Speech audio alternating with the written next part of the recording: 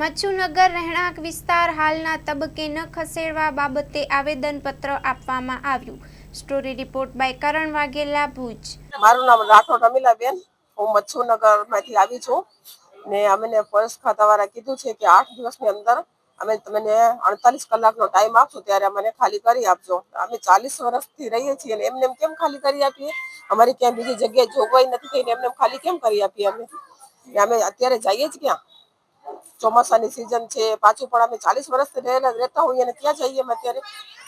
અમારી એ માંગ છે કે અમે એક સંસ્થામાં જોડાયેલા છીએ, અમારે આવાસ યોજનામાં, એનામાં જ્યાં સુધી અમારે રહેવાનું નહીં થાય ત્યાં સુધી અમે ખાલી નહીં કરી આપીએ. 100 પરિવાર છે. અમારી એ જ માંગ છે કે અમારે જ્યાં સુધી આવાસ યોજનામાં સમાવેશ નહીં થાય ત્યાં સુધી અમે ખાલી નહીં કરી આપીએ.